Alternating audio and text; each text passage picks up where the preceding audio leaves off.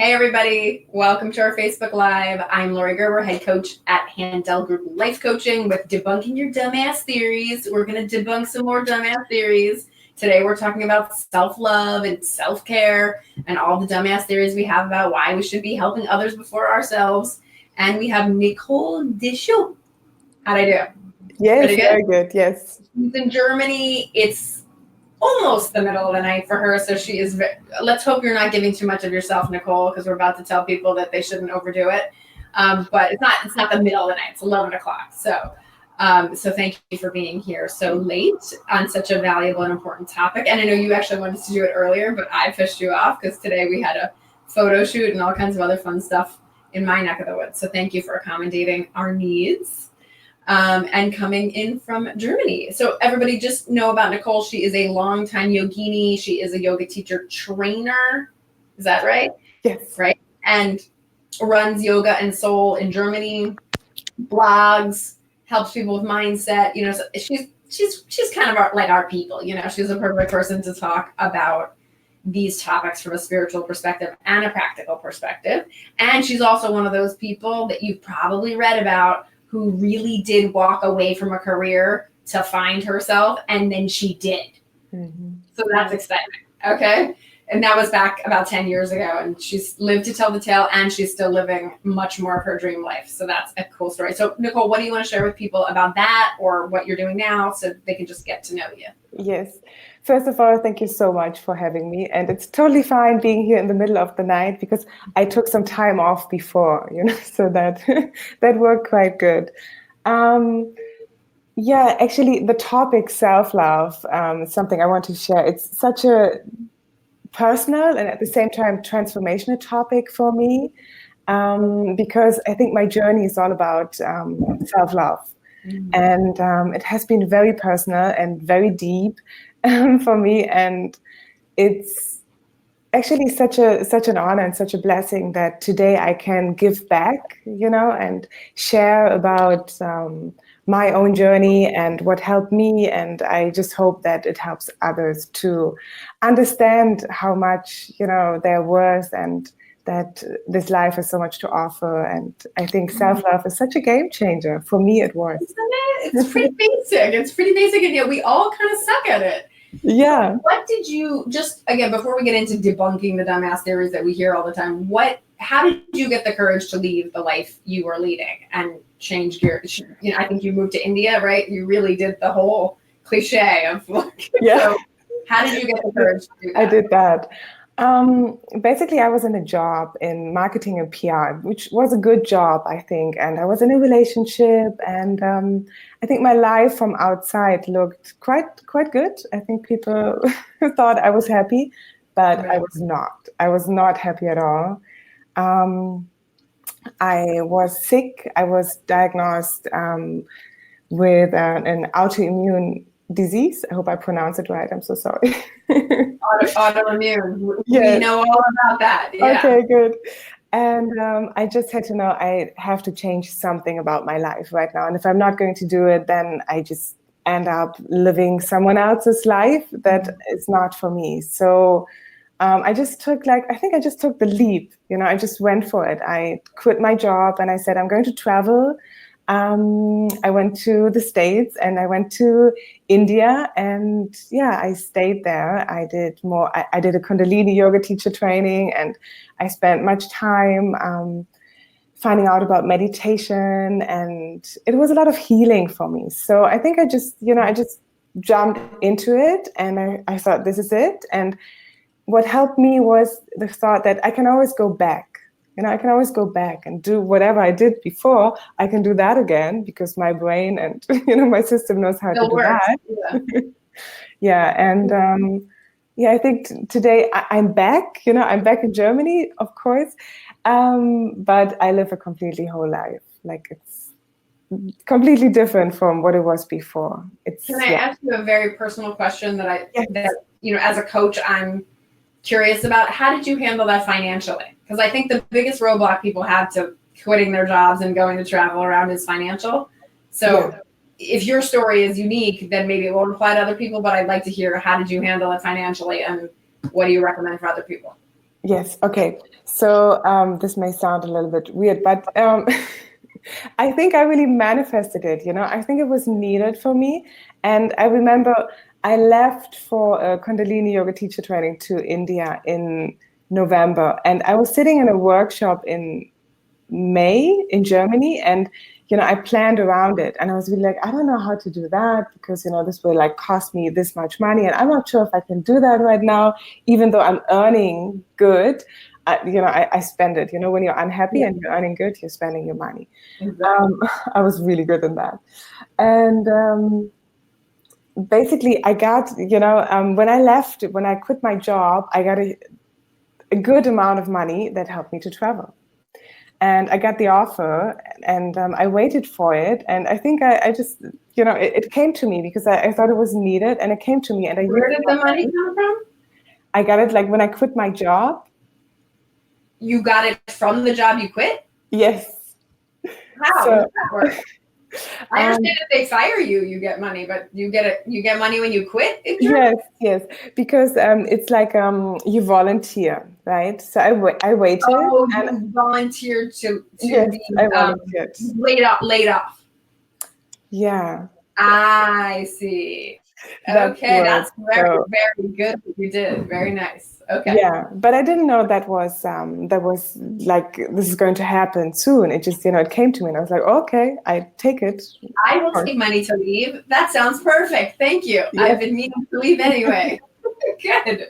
Sometimes it works out magically like that. Sometimes we get a disease, and that helps us be able to leave. In fact, I find that true. We have a lot of clients with autoimmune disorders, and I find that often correlates with a lie, right? Or something you're living just not true to yourself. So sometimes the powers that be help in annoying ways, and sometimes in very helpful ways, and sometimes both. Okay, let's get down to the dumbass theories people have. So if I take care of my own needs first, other people will think I'm selfish, right? I want to be a good person. I certainly want people to think I'm a good person. So how do I deal with this? Yeah. It's actually something that I have done like my whole life, I think, because like deep down inside of me, it was kind of like a belief that, I got in my early childhood, like when I look back now. Right. And I think a lot of people are going around with this belief, like if I'm taking care of my own needs, then I'm selfish and no one will like me or love me, or everybody will just think I'm selfish and I'm not doing enough for others. And I found out for myself that actually the opposite, is the case. Mm-hmm. And in a way that when you're really taking good care of yourself, you're in a good space and good energy, and you bring value to other people's life, and you inspire them maybe to do the same and to take care of themselves. And while the opposite is that if you just always showing up for others but never for yourself, you come in a way, like with an empty cup, and you're like, what can I give you? And other people will say, thank you, I don't want anything from that. Exactly. You can't, it's like you're giving but taking away at the same time. Yeah. So you think you look good, but that feeling of what you're actually not able to give is also present. Yes. Very interesting. I was just talking to a client about this, the power of a good no. Like, mm-hmm. no, I can't do that, or no, I won't do that, or no, I don't want to do that.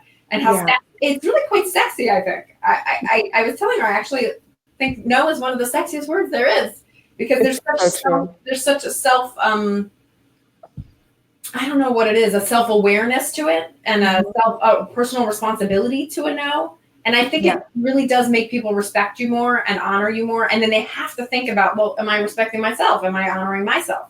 So it's an amazing mirror for people. Absolutely. Yes, I totally agree with that. Like, no, it's a magical word. When you say no to something, you always say yes to something else. And if you say no to some things that you don't like, I think you always say yes to the things that you really want and like. Exactly. And you train people how to treat you. Yeah.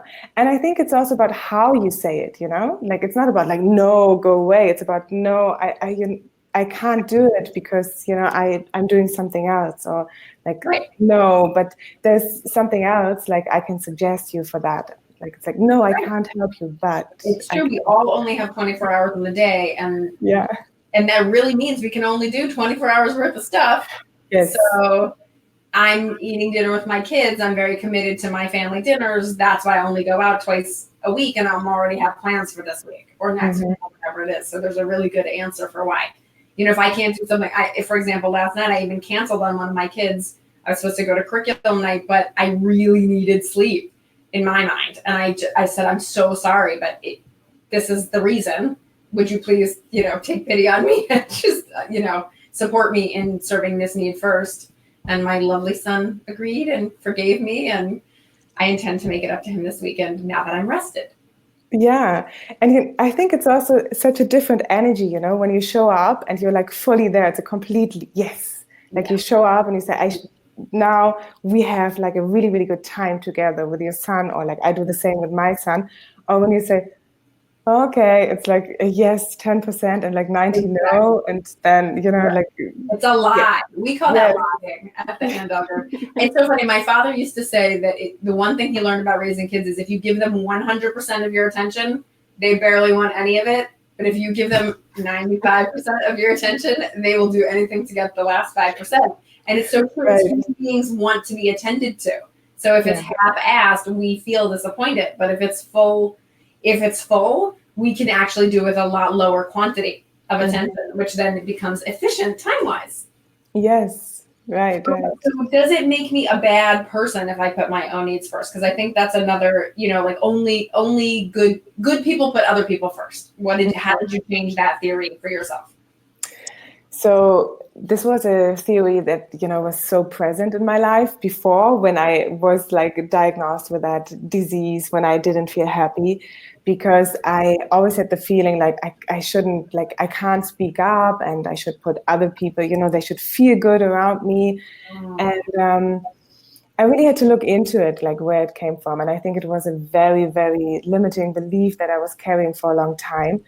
And it's actually what we just talked about, or I love that example, that you have like when you're on a flight, like in the airplane, and then, like the air masks come down, and it's like, like don't put them on the kids first, like you first have to put it on yourself, and 10 years ago, I was like, why? I don't understand it, like I'm a good person, I give it to the others, and you're dead in this story, so. Yeah, you're dead, and you're also not of help, like it's like, and then maybe it doesn't work, and it just doesn't work. So I think the opposite is the case. Like when now I see it, I take good care of myself, and people come to me because they always tell me like, I love, it's inspiring to see how good you take care of yourself, and they love to be in, like around me. I hope so. I mean, that's what they say. No, but you can feel it, like not because I have to please them, but because, they can feel like I'm okay with me, and, I'm centered, and I'm in a good mood or in good energy. Right. At Handover, we call it personal integrity, because you're in integrity with yourself. We don't call it integrity. We call it personal integrity. Because if you believe in this much sleep and this kind of food and this kind of water intake and this kind of exercise and this kind of outdoor time, this kind of family time, you live true to that, you're shining your light on everybody from that place. And everybody goes, did you get a haircut? What do you eat?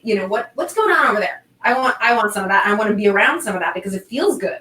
Yeah. So it is quite a good thing. Now, I think we're debunking some theories that people have who have maybe walked the spiritual path or are interested in spirituality. And there's one more that I want to get to, which is I should be grateful for what I have and not ask for more.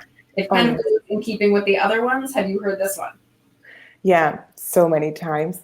It sounds so spiritual. It sounds so good. Yeah, like to not ask for more. Like you should be grateful, what you have. And of course, I think you should be grateful, but I do believe in like chasing your dreams, and I think there's always a reason why we have a dream, and we can be grateful and at the same time ask for so much more. And I see it like this: like the more we have, the more we can give, the more we can share, the more we can do with that, and instead of like cutting ourselves off all of this and just saying, I have this, I'm fine with that, I don't need more. I think And that's actually really the chicken talking. yeah, I don't think that's actually real. I think it's actually an excuse, not a real thing. Because if you really think about it, of course, if you're a good person and you want to help the world, if you have more rest and more time and more money and more success and more fame or whatever, then you can do your job so much better. It's just logic. Yes. But I think it's also something, that like in our childhood, like I'm trying to do the opposite now. Like when I raise my son, and I always try to tell him, like, you can have everything that you want, but I'm trying to find a middle way. And he asked me for, like, can I have this toy and this toy? You can have it if you manifest it, but you can't have it if I buy it for you. Yeah. It's like, no, it's different. But he can, but I'm not buying it. How about that? Yeah. Possibly in the realm of things. Yeah. The other day he said, Mama, you said I can be anything, that I want, when I grow up. So I can be a YouTuber. And I'm like, sure. I mean, yeah, if that's really what you want. We should encourage them to be YouTubers, and then they'll never want to do it. Yeah, right. And I think, like, if there's like something, if it's really his wish, inside, then of course, but if it's just like put from the outside, then it's that's just the thing. It's ego versus heart. Yeah. Ego versus heart. And that's really what's going on in this whole conversation is, are you trying to look good to others and look good to God or whatever you think God is, or are you actually coming from the heart? And I believe dreams come from the heart, which is not in our control. That's spiritual. That's not you personally. That's something that you're being used for, that's coming through you. So to fight it is kind of crazy. It's not even possible to kill it. Even if you try, it still keeps piping up. Yeah. there's a funny story that I can share. It's like one of my like very old dating experiences, but so it's interesting. Now, I remember I was dating like a guy, he was like nice and handsome. And I remember we had a talk and he said, I'm actually like a very humble guy. I don't ask for much, I'm like grateful with what I have. And I was like, okay, I hope that doesn't include me. So I felt like, and he was like, I don't have to take anything, really. Yeah, and I really felt like it's like, and it kind of like opened my eyes, like, how can we say that, like, and it's like, if I like, it's like, I don't ask for much. He was trying to impress you, but he forgot what he was saying. Yeah. So, in anything, like in our relationships, in like our job, like if you say that to your, like if someone who works with me would say that to me, I would like, okay. You're not doing great in sales. Yeah. You're here in accounting. Okay. Yeah.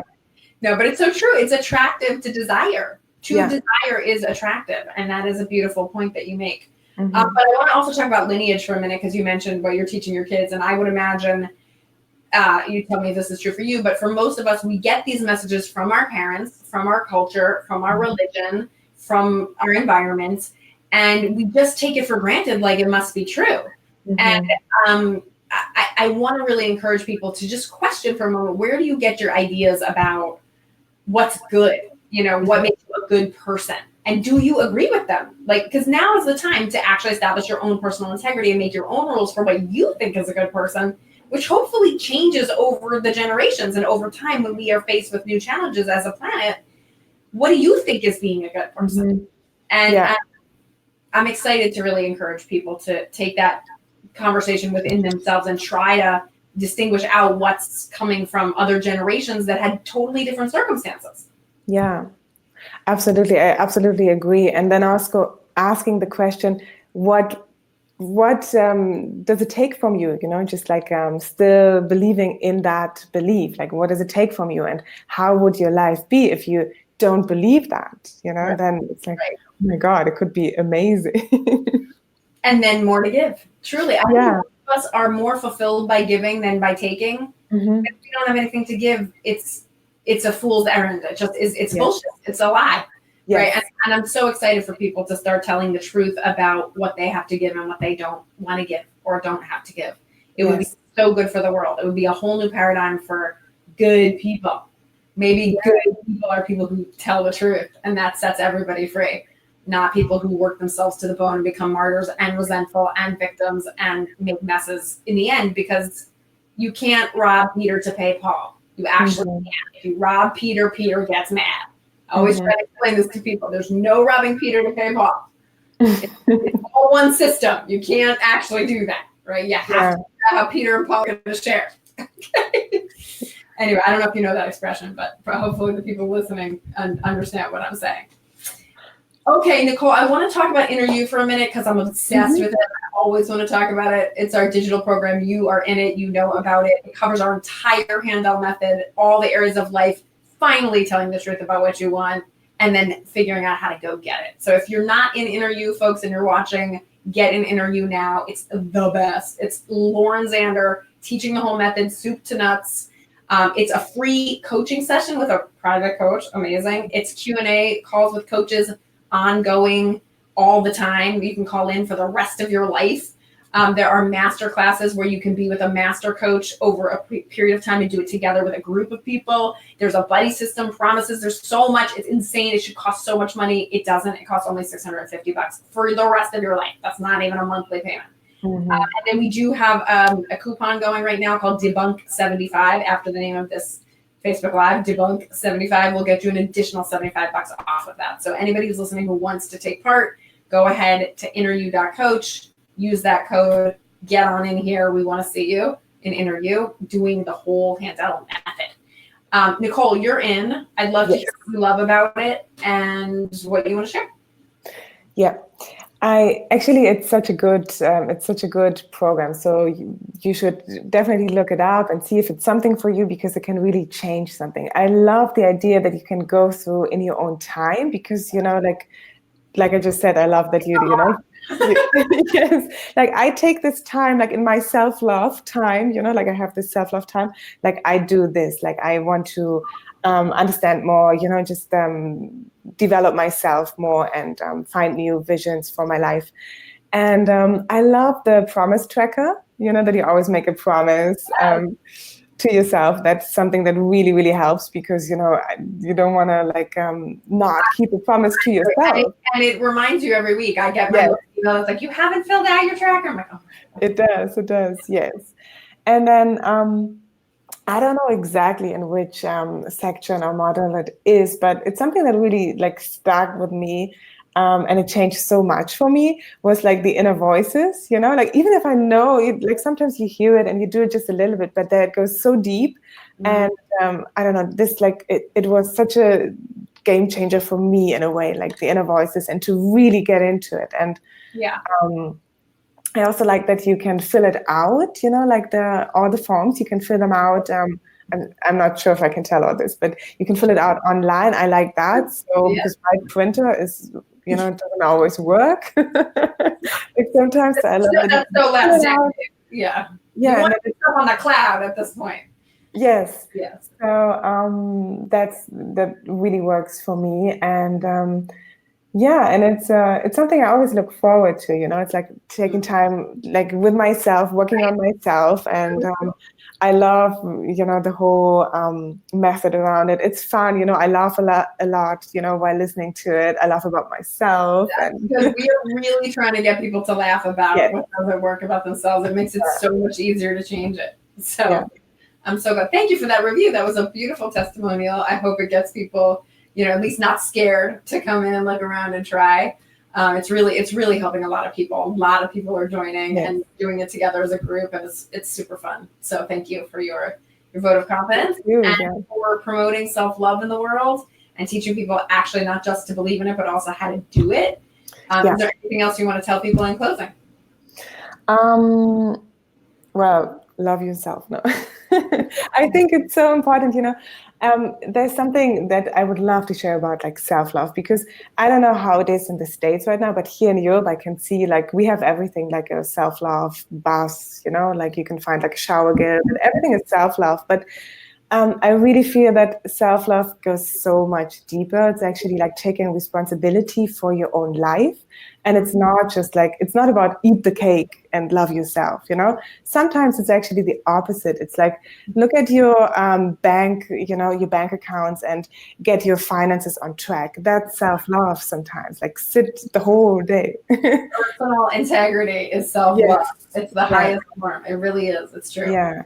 So I think like if you're listening and you really want to start like to love yourself and to bring more value to your life, just start with like taking responsibility for your life and looking at your beliefs and maybe looking at where you can love yourself better, you know. And like sometimes it's like making time for yourself, like self-love time. And then this is something that I learned, same integrity, it's like schedule it, you know, like schedule like your workout session.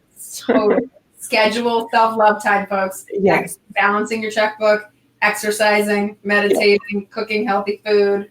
Schedule self-love time. Lots of it. Thank you so much, Nicole. Thank you. Thank you. Thank you for your time. Thank you for having me. Bye, everybody. Thanks for tuning in. See you next time. Bye.